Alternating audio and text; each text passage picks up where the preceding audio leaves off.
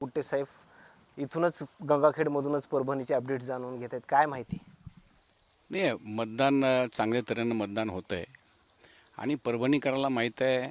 आज 50 वर्षापासून हा परभणी जिल्हा जवळजवळ निजामाकालीनचा जिल्हा आहे आणि आत्तापर्यंत परभणी जिल्ह्याचा विकास कसा झाला आहे, काय झाला आहे, हे सर्व परभणीची जनता जाणते. म्हणजे 50 वर्षापूर्वीचे खासदार असतील, झालेले आमदार असतील, नगरपालिका होतं नगराध्यक्ष असतील, आता महापालिका झाली तर महानगराध्यक्ष असतील, त्यांनी कशा कशा प्रकारे कामं केली आहेत, कशा कशा प्रकारनं भ्रष्टाचार केला आहे, हे सगळं जनतेला माहीत आहे आणि जनतेला हे कळतं. त्याप्रमाणे मला तर वाटतं आहे की जनता योग्य निर्णय घेत आहे, चांगल्या प्रकारे मतदान होत आहे. आत्ता मला वाटते 7-8% काहीतरी मतदान झालेलं आहे आणि मतदान बरंच होईल आणि म्हणजे परभणीची जनता चांगले उमेदवार निवडेल निश्चित. यावेळेसचा म्हणजे जो रिझल्ट येईल तुम्हाला कळेल, वेगळा रिझल्ट येईल यावेळेसचा. खरं तर मेघनाताई बोर्डीकर शेवटच्या अंतिम टप्प्यामध्ये ते असं देखील म्हणायला लागले की बऱ्याच ठिकाणी पैशाचा वापर चालू आहे, चांदीचे शिक्के देखील वाटले जात आहेत. मात्र त्यांच्या त्या वक्तव्याकडे कसं पाहतायत? खरंच असा प्रकार वगैरे परभणीमध्ये सुरू आहे का? नाही, मला त्याच्यावर काही तेवढं भाष्य करायचं नाही. आता मेघना बोर्डीकर आमच्या पालकमंत्री असल्यामुळं त्यांनी काय कॉमेंट केलं मी काही ते पाहिलं नाही आणि निश्चितच जर मी बघितलं असतं तर मी त्याच्यावर जरूर बोललो असतो. पण मला ते कसलं कॉमेंट केलं आहे, काय केलं आहे, मला काही त्याची कल्पना नाही. आणि त्यांनी कॉमेंट केलं तर त्यांना प्रश्न विचारला पाहिजे तुम्ही, मला विचारण्यापेक्षा. ते सांगतील त्या बाबतीत.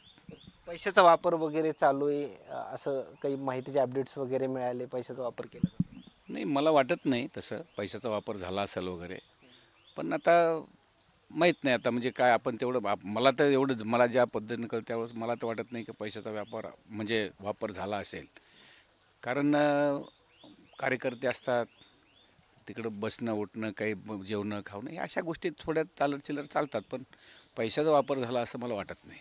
खरं तर दोन्ही पक्षाचे उमेदवार निवडून येतील, कमी मात्र अ, क थोडेफार कमी पडतील आणि ते आमचेच येतील आणि त्यानंतर महापौर जो आहे तो आमचाच होईल, असं तुमच्या भाषणादरम्यानचं वार्ड क्रमांक 16 आणि दरम्यानचं भाषणादरम्यान तुम्ही म्हणालात. मात्र तुमचे किती उमेदवार विजयी होतील असा विश्वास वगैरे आहे? बघा, आम्ही 2 अंकी उमेदवार आमचे निवडून येतील, 2 अंकी.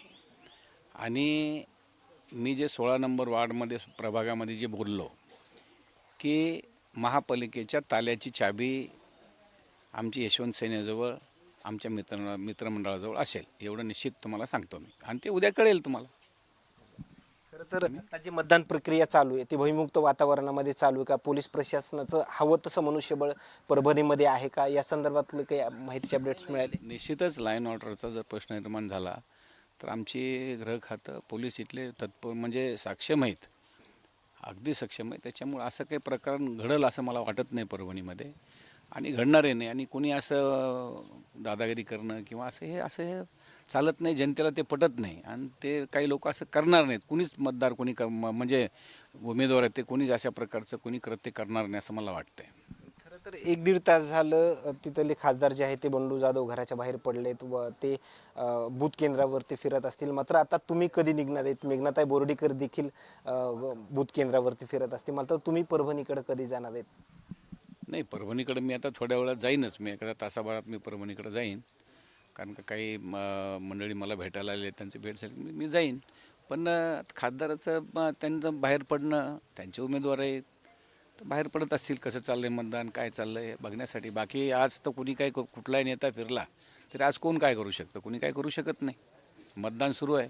मतदान द्याय म्हणता येत नाही आणि कराय म्हणता येत नाही किंवा काही आमिषही दाखवू शकत नाही. त्याच्यामुळे निश्चित आता फक्त कसं चाललं आहे, काय चाललं आहे, कोणी काही दादागिरी करतं आहे का, आपल्या उमेदवाराला कोणी त्रास देतं आहे का, अशा भावनेनं सगळेच म्हणजे नेते फिरत असतात. तशी फिरत असतील ते बी. शेवटचा प्रश्न, परभणीमध्ये कुणाची सत्ता यायला पाहिजे जेणेकरून परभणीचा विकास होऊ शकतो असं तुम्हाला वाटतं? परभणीमध्ये सत्ता आम्ही म्हणतो आमचीच आली पाहिजे. आम्ही चांगला कारभार करू आणि सत्ता आमची आली पाहिजे. कारण आम्ही सत्तेची चाबी आमच्याजवळ असेल तर आम्ही सांगू आमचा महापौर करा. धन्यवाद. हे होते आमदार रत्नाकरची गुट्टे आणि गंगाखेडमधूनच जे आहे ते परभणीचे सगळे जे काय परिस्थिती चालू आहे तिथली मतदान प्रक्रिया दरम्यान त्याची पूर्ण माहितीचे अपडेट्स या ठिकाणाहून घेत आहेत. मात्र आणखीन काही नवीन अपडेट्स मिळतील का हे पाहणं तेवढंच महत्त्वाचं ठरणार आहे. मात्र त्यांच्या आलेल्या प्रतिक्रिया काय सांगून जातात हे नक्कीच समजलं असेल.